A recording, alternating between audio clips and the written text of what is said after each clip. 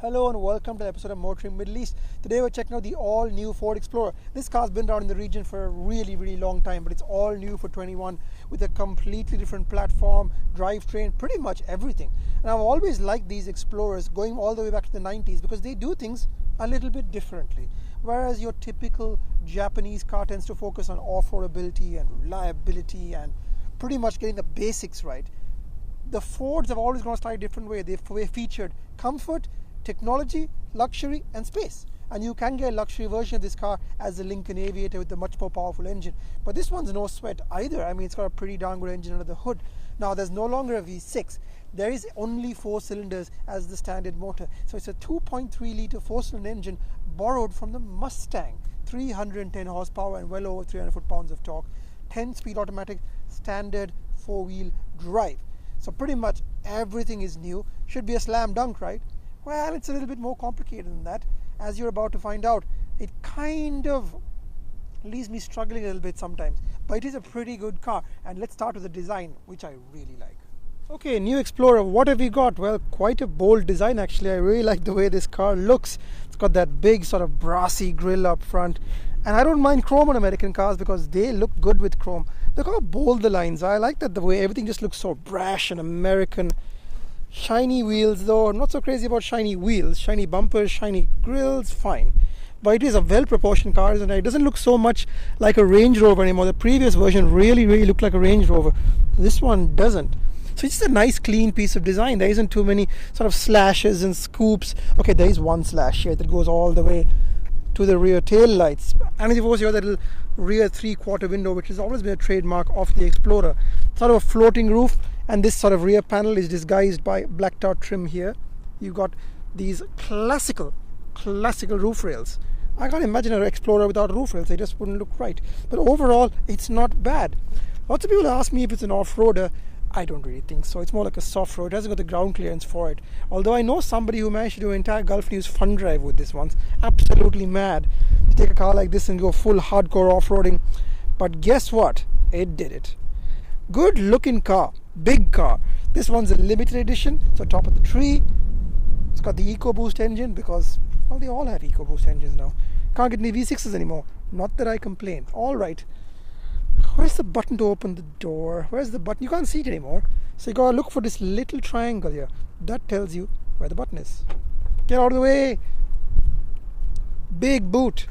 Okay, the boot isn't massive. You just got space for, frankly, my bag. But if I do the thing where I drop the seats, I'm doing the thing. Watch it go. And suddenly, you have tons more space in here. Tons and tons of space actually. I can just shove my bag all the way to the back to show you what I'm talking about. Tons of space. Is there a cool... Oh, that was just silly, wasn't it, Dishan? Alright, let's just move all this stuff out of the way. Nothing to see here. Okay, this lid comes off. Oh, look! There's a bit and a bag. So it's a cool little storage area. How cool is that? You can put lots of stuff in here. So where is the tire?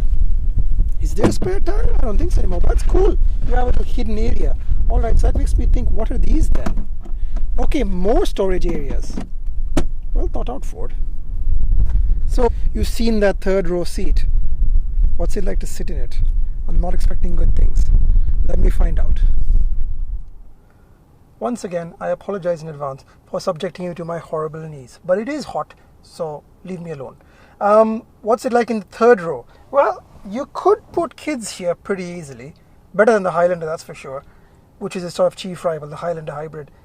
You can also put adults in here, and it's not too bad. I mean, typical sort of legs up, etc. But it's not the worst place in the world.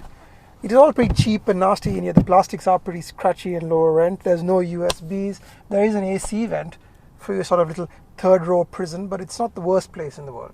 There is enough space for 2 people. But boy, oh boy, after like a couple of 100 kilometers, they won't be friends anymore, that's for sure. Things improve quite a bit, however, when you get in the middle row. That's where the fun place is, because there's more space. So what's it like in the back of the Explorer? Well, as you can imagine, pretty cavernous. Look how far away I am from you. That gives you an idea of how much space is back here.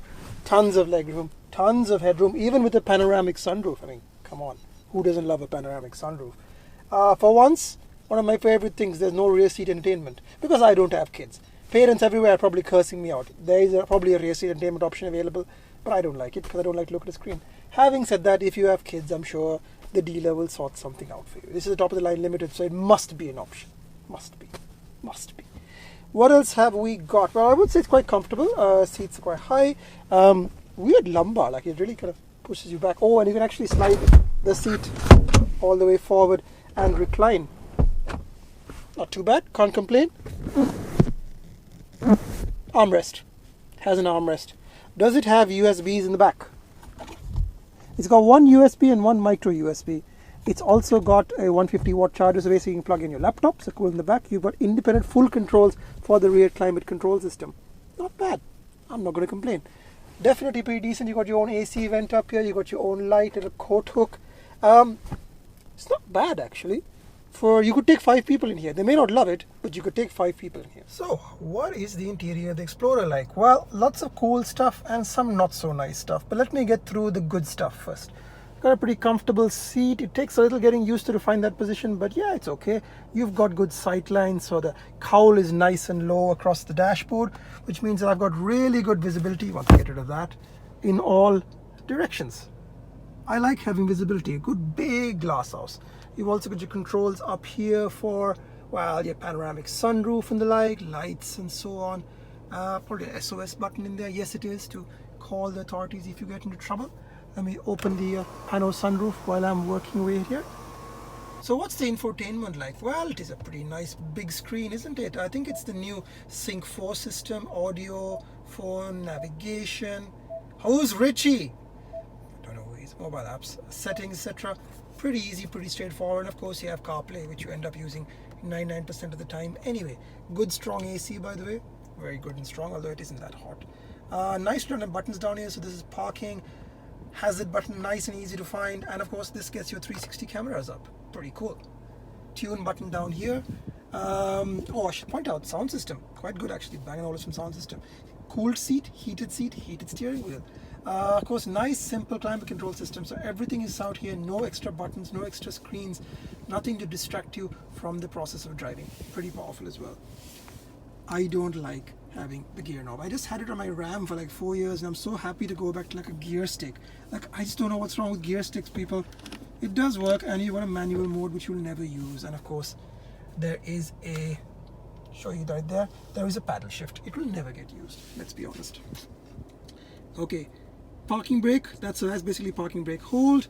What have we got down here? You got your drive modes that are pretty cool to look at. I'll get to them in a second. You've got automatic start, stop, off, hill descent, and traction control. Reasonable space for 2 cups here and a smartphone. Decent sized cubby in the main center cubby. Not much happening in here. Is there a USB? Oh, just a charging point. That's it. Pretty clean layout down here. You've got the classical Ford lighting setup, nothing too complicated. Same down here. I'm sure this has been recycled ad nuisance from so many cars. Once again, little Bang & Olufsen sound system. And here, what have we got? You've got a pretty nice steering wheel. All simple, easy to use. You've got your cruise control down here. I've got the completely wrong, haven't I? Cruise control down here, volume down here, track and telephone stuff down here. So this controls the main menu. I like that it is a proper set of analog gauges. You've got speedo and tachometer. I mean, it's nice, it gets the job done. And it's very, very simple and very, very easy to use. Trip computer data, tire pressures, off-road, blah, blah, blah. And of course, you got menus. It's basically a little cut-down version of what you got in F-150. Simple, not too much in it. I don't need too much. And it's got a car's calming screen. What does the calming screen do? Well, basically just turns everything off. I like that. Now, if I switch the drive modes on, check this out. You get this really cool gear animation for going to tow haul mode. I could look at this all day, honestly. Sport mode is like a checkered flag. Wow, how cool is that? Let me see if I can get this to not shake, sorry. Sport mode again. Eco is a little leaf thing. Normal, just a little distant country roads, like Bob Denver would say. You've got, it's really quite quick actually. Slippery, everything ices over.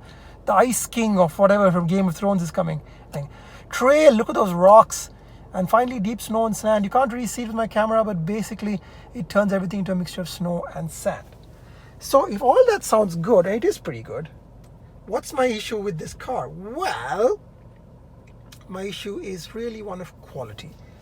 These switches, the ones that you touch every day, feel pretty cheap. This plastic feels really cheap.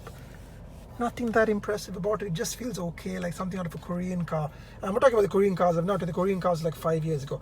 It feels reasonably robust, but it doesn't feel luxurious. And I'm sure this car isn't cheap, is it?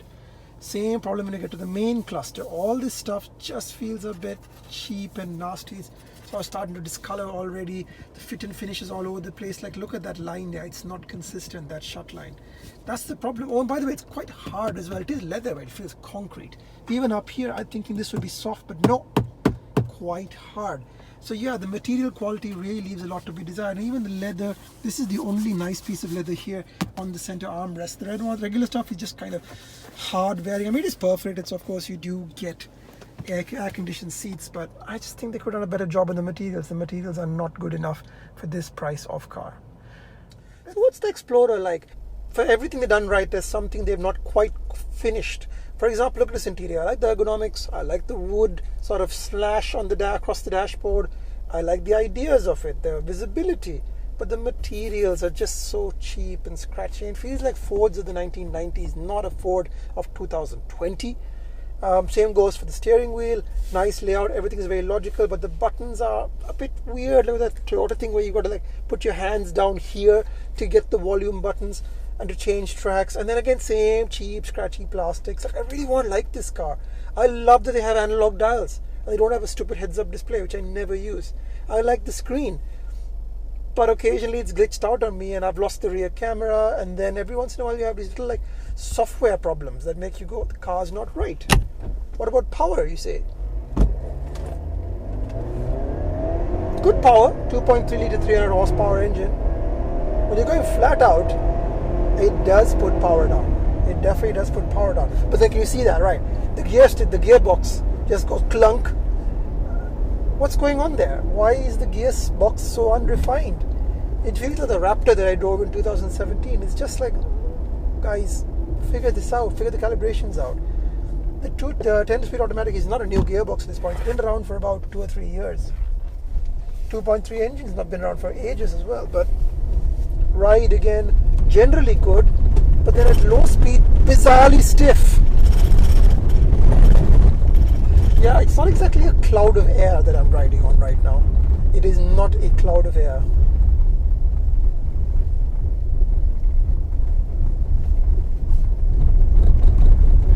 It's got sand modes, but it's definitely no off-roader. It does move around a little bit. Steering is decent, got decent weight to it. No feedback, but what do you expect? Yeah, I would not describe the off-road experience as exciting. Let's just go up to the gears one more time.